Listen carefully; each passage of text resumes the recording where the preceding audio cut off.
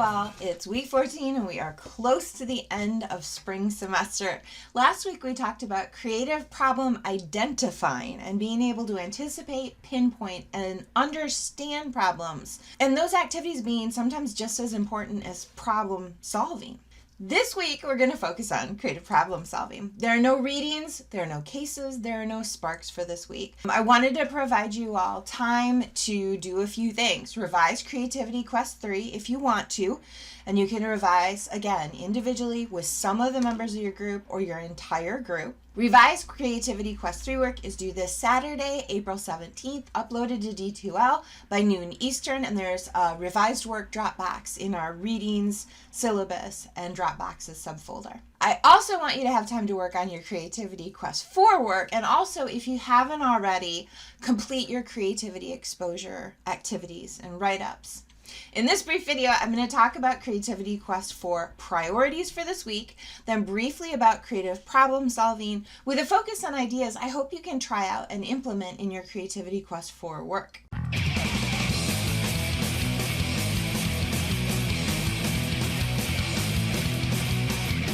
I introduced the 7 options for Creativity Quest 4 last week in our week 13 class video. I also shared some example ideas and suggestions. As you're working on Creativity Quest 4, I'd suggest 3 priorities for this week. First, if you haven't yet, choose the option you want to pursue from the list of 7 described in the assignment.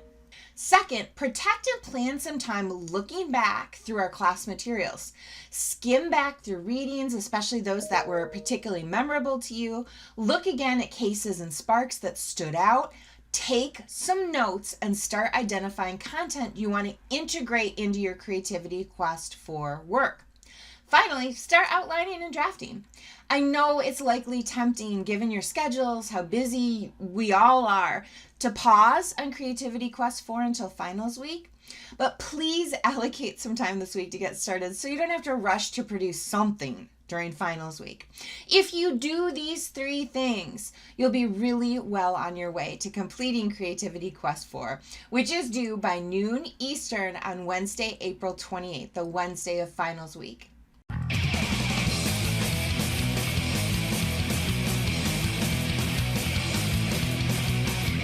We're in the midst of one of the most significant set of problem-solving contexts we've ever faced. The context has shifted a bit. One of the big problems we face now has to do with COVID fatigue and people starting to move away from engaging in the practices we know are crucial. Wearing masks, maintaining physical distance, getting vaccinated. Across the semester, you all have posed some excellent questions to pack back that span our COVID context. Some have focused on being creative in a confining and challenging context, like Ben G, who asked, what are ways to overcome creativity barriers during the pandemic? Christina X asked, what barriers have you faced during quarantine and how have you overcome them? And Ashley C asked, how might barriers be even harder to conquer during COVID? LET asked specifically about kids in this context. How do you think COVID-19 has had an impact on young children's creativity? Others asked questions related to change and adaptation from a COVID context. For instance, Elijah C asked, how do changes in distancing from COVID change the way we interact with one another?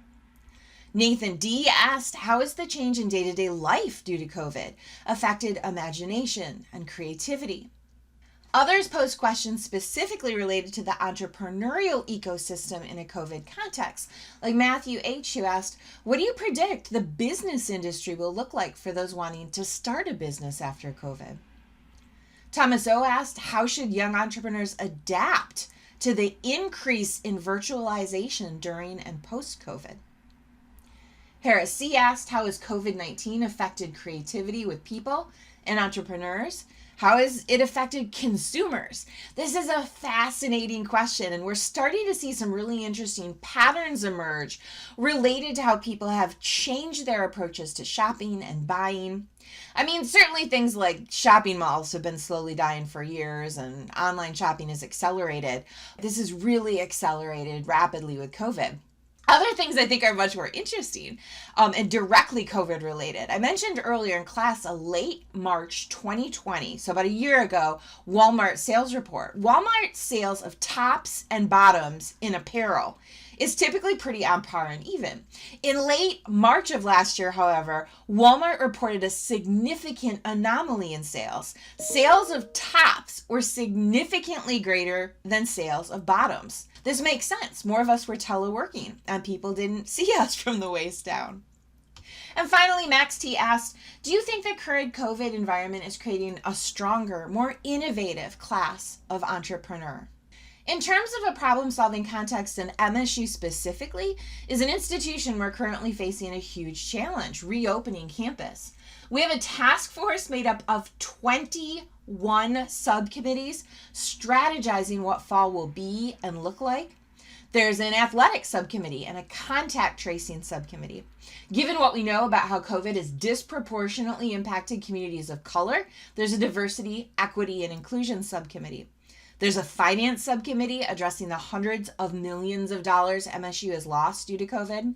There's an information technology subcommittee whose work will shift from ensuring robust, consistent access to systems like MSU Mail and D2L to ensuring robust hybrid access when many of us, but not all of us, are back on campus. For instance, I think most classes in the fall that are scheduled face-to-face will have to be live streamed and recorded also, because there's no way that every student in every class will be able to attend in person physically and synchronously. Every meeting I've had with faculty in the last couple of weeks has spiraled across questions ranging from, what if we continue to see variant cases spike, especially in Michigan, to, are we going to have to be mask police in fall, to, will MSU follow Rutgers and mandate that all students be fully vaccinated? We have a lot of work to do together over the coming months for us all to get back in the classroom safely.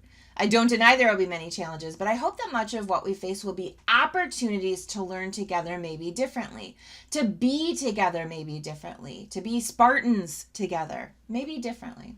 As for the entrepreneurial context, I want to share just two quick examples of businesses adapting and problem solving in a COVID context. First, Design 141 is in the process right now of moving into a new location in Williamston.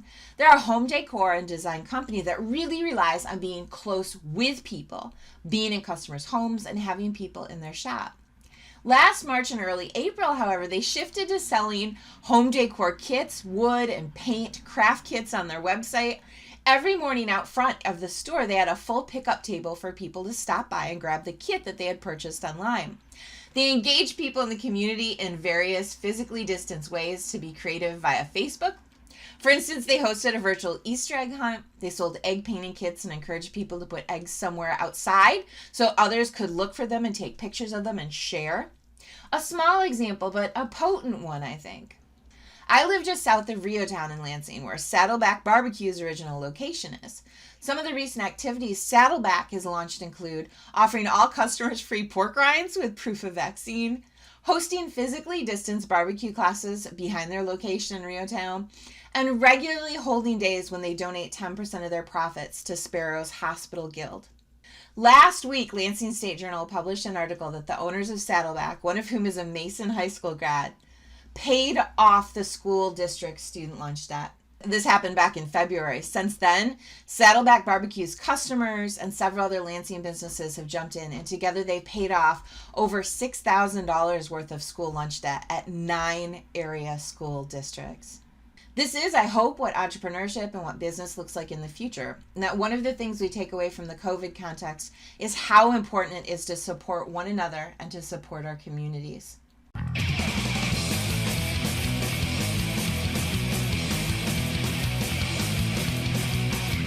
To pan back to our class readings about creative problem finding and creative problem solving, last week we read a chapter by Edward Lumsdaine and Martin Binks. In that book, they also have a chapter on creative problem solving. They describe the creative problem solving steps. I don't think there's just one problem solving model, but I'd encourage you to lean on their approach and try it out in a problem solving context. The first step is research and discovery about or around the problem. Spec out the different aspects of the challenge or problem. Ask questions like, who does it affect? When? How? Why? To what extent? The second step is analysis and interpretation. Review the data you've gathered, the information you've collected, the answers to the questions you've asked, and what you know about the problem and its context. The third step is idea generation, and this is a great moment to lean on brainstorming approaches like the ones we've discussed in class. The fourth step is experimentation and refinement, where you judge the ideas you've generated and try to hone in on one or two possibilities to address the problem. Think about how feasible the idea is, what approaches would be required to actually launch it, what things would look like if the approach was successful. And the fifth step is action plan and implementation, which is developing a solution and putting it into action. Lumsden and Banks describe two problem-solving personality types, the explorer and the detective. Explorers tend to be more value-anchored and intuitive and rely on interpersonal and emotional information. They tend to be more qualitatively oriented. Detectives tend to be more systematic and focus on identifiable details, data, and evidence, and tend to be more quantitative. We've also read some of Thomas Vogel's work this semester. In his book, Breakthrough Thinking, he describes 5 different creative problem-solving approaches. I really like the Osborne and Parnes model because it's pretty realistic. First, you have a mess, and you have to find your way through the mess. Once you have a handle on the mess, you engage in fact-finding. You do research. Then you can focus in on identifying what the problem really is. And once you've done that, engage in brainstorming ideas. You focus on one or two to orient toward a solution, and then move into getting people to accept your idea so you can test it, refine it, and try again. Recursivity is really important here because I don't think these 5 phases happen step 1, step 2, step 3. Rather, we go back and forth across these phases as we work. Vogel further unpacks the Osborne and Parnes model into 3 distinct moves: fact-finding, idea-finding, and solution-finding. You have to take time to identify and define the problem, prepare an approach for addressing the problem, gather and analyze relevant and related data, generate ideas, brainstorm, develop and nurture some of the better ideas by selecting, adding, and rethinking, and then evaluate your strongest idea to verify possible solutions, then decide upon and make suggestions for implementing a solution. What I hope this emphasizes for us is that problems don't just magically address themselves or magically get fixed. There are steps, there are practices, and there are processes that lend themselves well to strategic problem solving. So those are some problem solving tools from our class readings and beyond. Again, this week, week 14, no readings, no cases, no sparks. Instead, revise Creativity Quest 3 if you want. Get started on Creativity Quest 4. And if you haven't completed your 2 creativity exposure activities and write-ups, also prioritize those this week. This is also a good time to review how your final grade is calculated on the class syllabus and to review your points and my feedback so far for class assignments. Please let me know if you have any questions as you revise Creativity Quest 3, as you work on Creativity Quest 4, or about your points so far for class. Next week is week 15. It's our last official week of class, and we'll talk about 2 things. First, pitching yourself and your creative capacities, and second, continuing the creativity beyond this class.